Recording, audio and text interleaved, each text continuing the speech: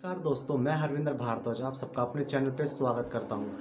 और आज हम जिस टॉपिक पर बात करने वाले हैं वो India versus Australia test match plus में न्यूजीलैंड वर्सेस पाकिस्तान। तो इन दो मैचों पर हम बात करेंगे, तो चलिए वीडियो स्टार्ट करते हैं। आप सब जानते हैं इंडिया और ऑस्ट्रेलिया का मैच चल रहा है मेलबोर्न क्रिकेट स्टेडियम में, जो कि ऑस्ट्रेलिया में है, और बॉक्सिंग डे टेस्ट मैच है ये।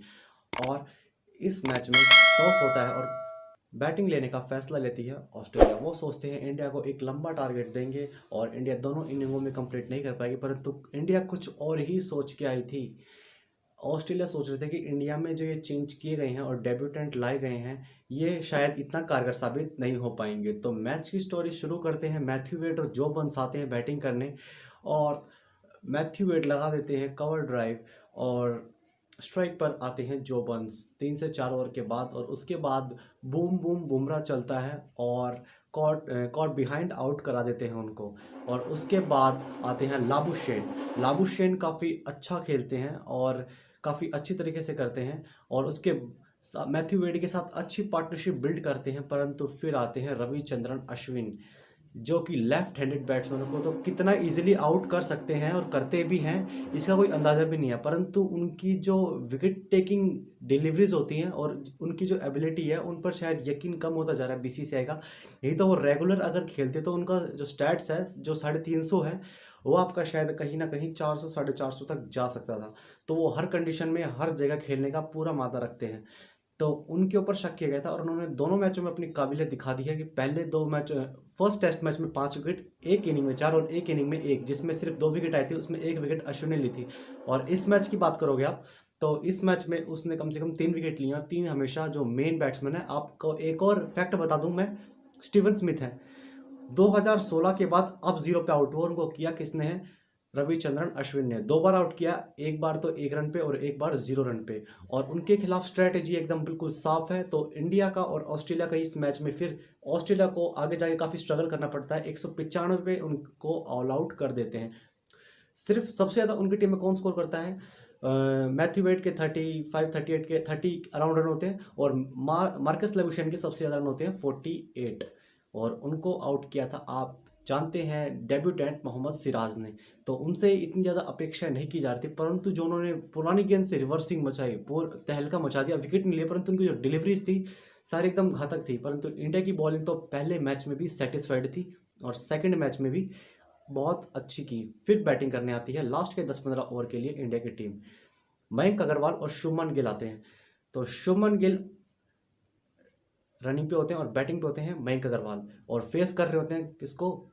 मिचेल स्टार्क को, जिसने इंडिया को बहुत दुखी कर रखा है। और जो भी ओपनर्स होते हैं उनका हमेशा विकेट लेके ही जाते हैं, और वो स्टार्टिंग ओवर्स में ही लेके जाते हैं। तो पृथ्वी शॉ तो फ्लॉप हो ही चुके थे, मयंक अग्रवाल भी इतना कुछ खास नहीं कर पाए। तो फर्स्ट ओवर के 5 बॉल निकाल देते हैं वो, और छठी बॉल इन स्विंगर आती है और सीधा पैड पे लगती है और अपील होती है, तो वो अंपायर्स को आउट दे देते हैं और वो अंपायर को लाता है बाद में डिसीजन। तो यहाँ पे जो इंडिया ऑस्ट्रेलिया के जो मैच हो रहे हैं, यहाँ पर अंपायर के जो डिसीजन है, इसके ऊपर भी बहुत सारे सवाल उठाए जा रहे हैं। और मयंक अग्रवाल की टेक्निक पर भी काफ़ी लोग सवाल उठाने लग गए हैं कि इनकी क्या टेक्निक है, इतनी ऊपर से बॉल लेके आ रहे हैं। परंतु उनको थोड़ा बहुत तो हल्का फुल्का वर्क करना पड़ेगा। फिर आते हैं पुजारा, उनकी टेक्निक से आप सब वाकिफ़ हैं कि वो एकदम कंप्लीट टेस्ट प्लेयर हैं, उनको किसी भी तरह की कोई जल्दी नहीं है। आप कितनी बाउंसर डाल लीजिए, कितनी यॉर्कर डाल लीजिए, वो हर तरीके से तैयार रहते हैं। और शुभमन गिल ने जो क्लास दिखाई फर्स्ट डे में, बहुत बेहतरीन 4 चौके लगाए थे, चारों के चारों, एक पुल एक ड्राइव, सारी एकदम अच्छी थी। परंतु उनकी एक कैच छोड़ी थी लाबुशेन ने, अगर वो कैच कर लेते तो कहीं और ही सिचुएशन जा सकती थी। और उसके बाद होता है सेकंड डे का गेम स्टार्ट। सेकंड डे में क्या होता है, शुभमन गिल और पुजारा खेलने आते हैं, और स्टार्टिंग में तो काफ़ी सारी बॉल मिस कराते हैं उनको, और अच्छी डिलीवरीज होती हैं, और फिर बीच बीच में बाउंड्रीज लगा देते हैं वो। फिर एक और कैच छोड़ दी जाती है शुभमन गिल की टिम पेन द्वारा। तो ऑस्ट्रेलिया की इस मैच में यही बैड लग है कि वो कैच छोड़े जा रहे हैं लगातार।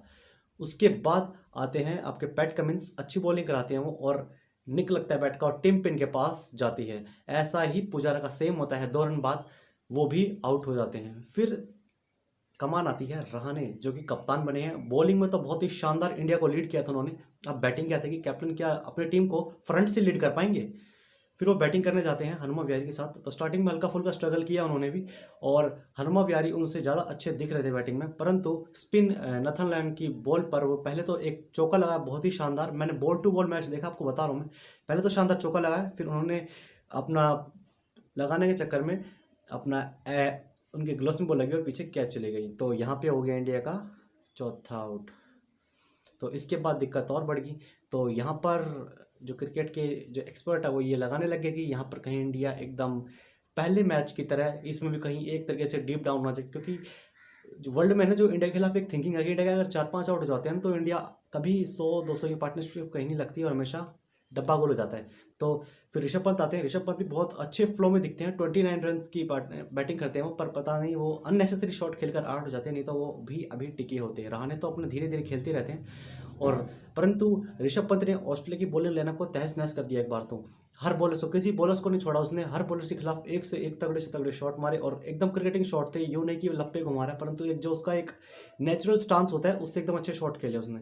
और फिर अजिंक्य रहाणे सेंचुरी लगाई है, तो कॉन्ग्रेचुलेशंस, बहुत ही अच्छी बैटिंग की इन्होंने, और आज एकदम बिल्कुल कप्तानी वाली बैटिंग दिखाई है, बिल्कुल काम पेशेंस की, इनको किसी भी तरह की कोई जल्दी नहीं थी। तो एकदम बिल्कुल परफेक्ट इनिंग रहाणे की। और अगर आप जडेजा को क्रेडिट ना दे तो ऐसा कैसे हो सकता है, तो जडेजा को भी क्रेडिट देना पड़ेगा। बहुत ही शानदार बल्लेबाजी, एकदम बिल्कुल आज तो टिपिकल बैट्समैन लग रहे थे वो, कि जिस हिसाब से उन्होंने बॉल लीव की है और जिस हिसाब से उन्होंने क्रिकेटिंग शॉट लिए, उन्होंने मारा एक ही चौका है, परंतु उन्होंने 3-3 रन में स्कोर बनाया, बहुत ही ज़बरदस्त बनाया, बॉल लीव अच्छी करी है और बहुत ही ज़बरदस्त क्रिकेट खेला है। तो कंडीशन ये है कि इंडिया 277 पे खेल रहा है, 82 रन की लीड ले चुका है, और बारिश के कारण पिच में थोड़ा सा चेंज आ गया है, तो आने वाले टाइम में इंडिया को भी काफ़ी दिक्कत हो सकती है।